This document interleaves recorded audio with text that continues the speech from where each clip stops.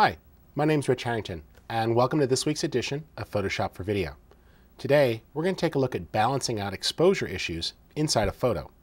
What's often going to happen is you're going to have mixed lighting, whether you have some parts of your object in the shadows or parts of a photo that are too bright. And it's really hard to compensate for this because the human eye is a lot better than a photography lens, camera sensor, video camera, etc. Fortunately, Photoshop gives us some easy tools that we can use to fix these types of problems. Let's explore. Now, I've got two pictures open here that we're going to work with, and you could download both of these by visiting creativecow.net and just check out the podcast section where you'll find the downloads for each week's lesson. Let's take a look at our first one here.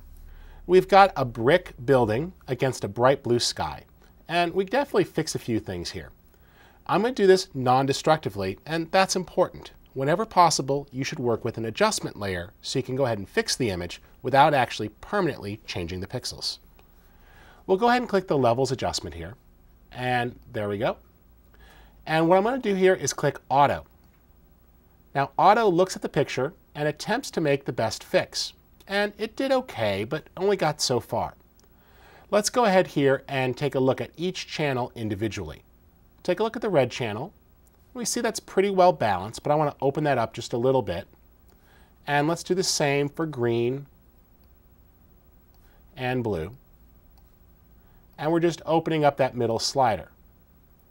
That looks pretty good there. And I'm happy with that, but it's not quite right. We can go ahead back to Auto, and we see, okay, we're getting close, but it's just not going to get us there. So instead of doing this with one adjustment, we're going to do it with two adjustment layers. So let's go ahead and trash that. We can click the trash icon right here at the bottom of the adjustments panel to throw that one away and confirm that. And now we're going to do this in two passes. We'll do Select Color Range and go ahead and click on the cloudy area. Hold down the Shift key and we could drag through until we get a good area picked up.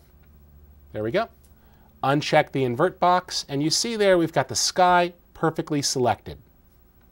I'll go ahead and make that just a little fuzzier and say OK. Now, we've got a great selection on the sky. Let's go ahead and apply an adjustment layer for levels. And we'll go ahead and pull that in just a little bit. Notice how by pulling the black slider in, the blues get more intense.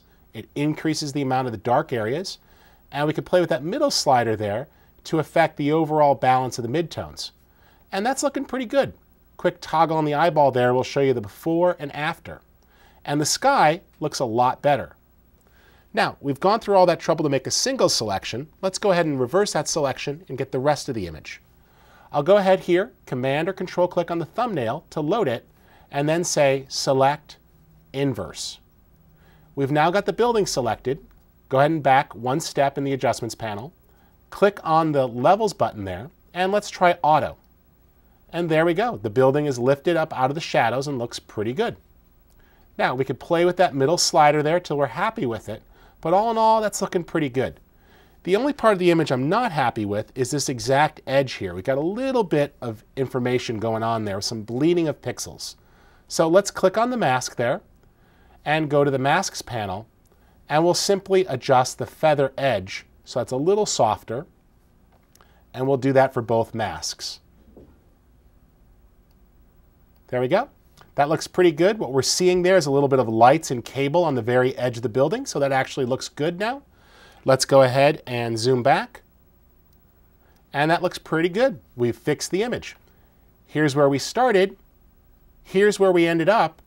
All of that by actually just splitting it and doing two passes. That's really the secret here. A lot of people try to fix their image with one global adjustment. Rarely does that work. In the case of this image, we had to go ahead and make some compromises when we shot it. We shot right in the middle, which meant that the sky was a little too bright and the object was a little too dark. But afterwards, it was easy to go back in and make an adjustment on each area independently.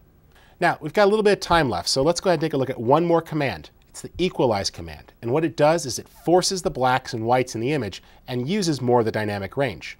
Now, this particular adjustment is not available as an adjustment layer, so you need to take a little safety step.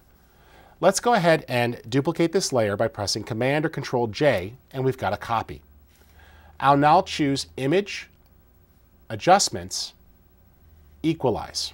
It's all the way there at the bottom. Now when you do that, it does a really hard push. It pushes the blacks towards the dark and the brights towards the bright. And chances are the first time through, that's going to be a little too much. But that's okay.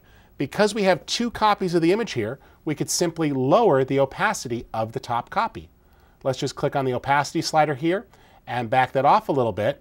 And there you go. You see, by mixing the two images, we're getting a nice pop in the shadows and the bright areas, and that's worked out very well for us. Hope you enjoyed this week's edition of Photoshop for Video. My name's Rich Harrington. Be sure to head on over to creativecow.net where you can download the hands-on project files as well as check out some back episodes. And go ahead and head over to Focal Press where you can download the free chapter all about Photoshop CS4 from our book, Photoshop for Video. Thanks again.